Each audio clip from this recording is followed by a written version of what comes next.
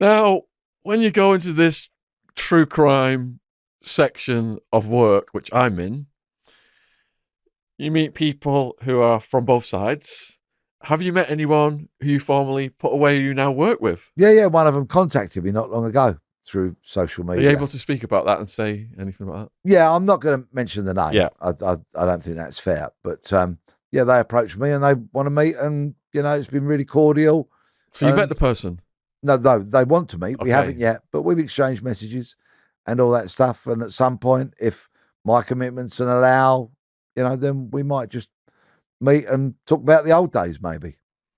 Is there anyone that you have met unexpectedly in similar situation?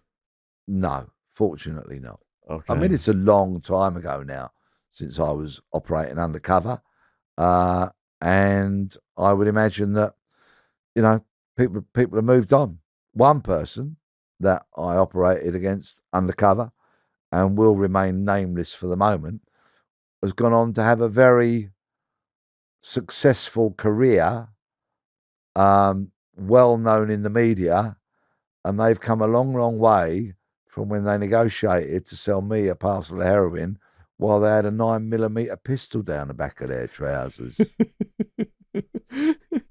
Well, I hope they did a crime role in the media, perhaps in television. All right, so you've given your job up, but you've not quite given your job up because you like to investigate and research. Is it cold cases? Well, I mean, I've written 2 books about unsolved murders. On the Run is a compendium of about 10 unsolved murders that I went out, researched and investigated, and then revisited some years later, by which time some had been solved, some are still sadly, stubbornly unsolved. Did any of your research and investigation help in the solving of those cases? I investigated the murder. One of the murders was a guy called Chinadu Iguara, who got shot in Cheetham Hill in Manchester, bullet in the head, just down the road from Cheetham Hill. And when I was researching that particular crime, I was in a inexpensive hotel or B&B. I always, keep my eye on expenses because I have to. Got a minicab driver, taxi driver to take me there. And he said, I will not take you to Cheetham Hill. He said, I won't take you there. He said, I'll drop you near there. He said, I will not take you there. He said, Gunchester. He said, yeah. He said, you're crazy. He said, don't go there. I'll take you back to the hotel. Just don't go there. I said, no. I've got work to do. I'm going there. Anyway, it was pretty obvious after I'd been there for not very long that word had got round that there's this writer poking his nose around. In a pub, not long afterwards, a piece of paper was handed to me under a table, and on it was a phone number, a name rather. And I got a phone number, and I tracked that person down, and I said, and I was told that this person was responsible for shooting Chinadu. So I arranged to meet him in a pub car park on the outskirts of Bolton, travelled back up to Manchester. This was a couple of weeks later.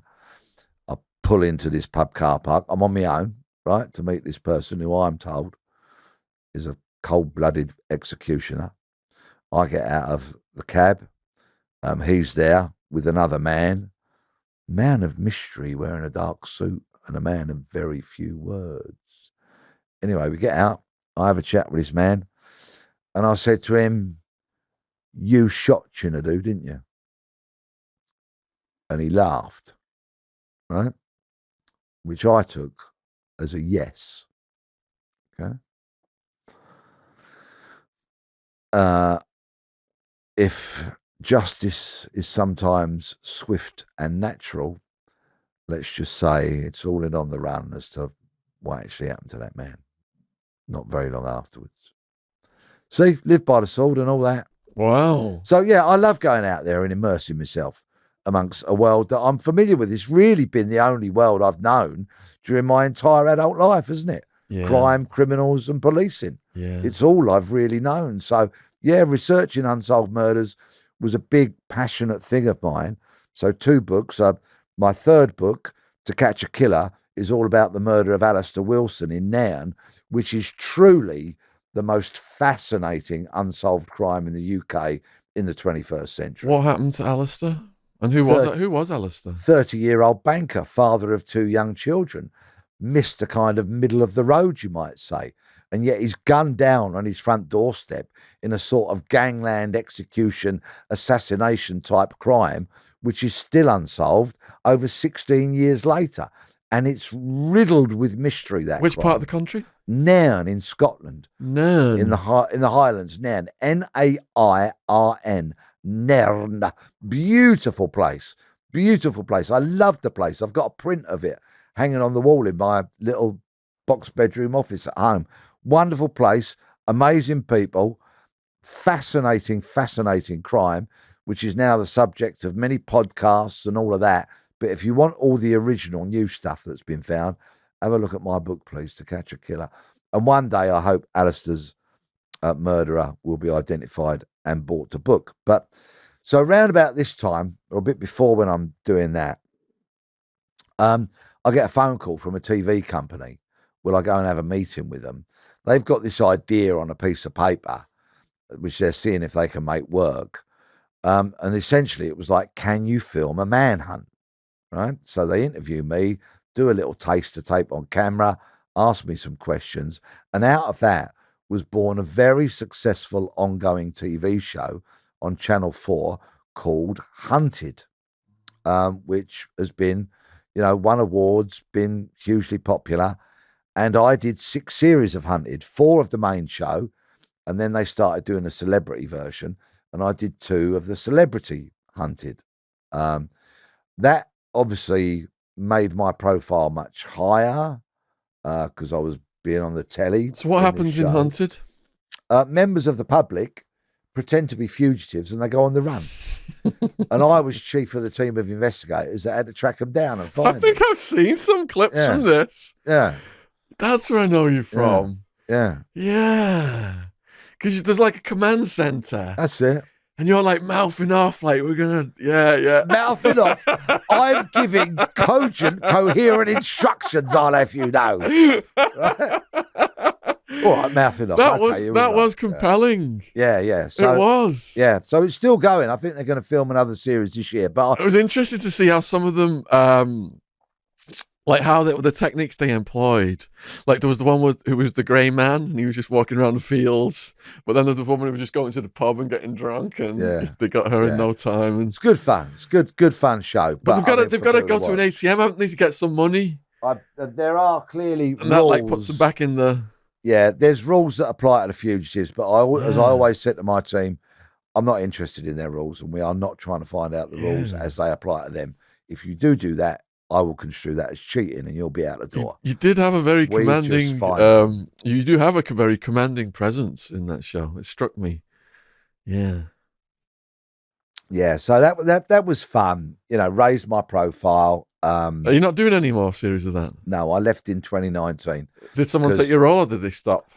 Yeah, no. Somebody took over. My deputy Ben was the chief for the last series of Main and Celebrity that went out, but he's left the show now as well. Okay. It's a really demanding role being chief if you're going to do it properly. But you had the characters to do it. Yeah. So, but yeah, after we caught them all in series 4 of the main show, we caught them all, and that had always been our objective, our dream, if you will. So no one won. And the time, I know, none of them got their grubby hands on the prize money, and we were so happy. I did ask the producers if we could have the £100,000 prize money and have a rap party to end all rap parties, but funnily enough, that fell on deaf ears. But yeah, and then I left there, so that was February 2019, and I was thinking, what's going to be my next major project? What am I going to do with my life? Because I still have an energy and enthusiasm for work that I had when I was half my age. I just love working. My publisher said, yeah, you can do another book if you got the right subject material. And I thought, right, what is the best use of my skills, experience, network of people that I've met over the years, and what I'm best known for. I'm best known for hunting pretend fugitives. I thought, instead of writing about unsolved crimes like I've done for my last 2 books, why don't I go on the hunt for a real fugitive.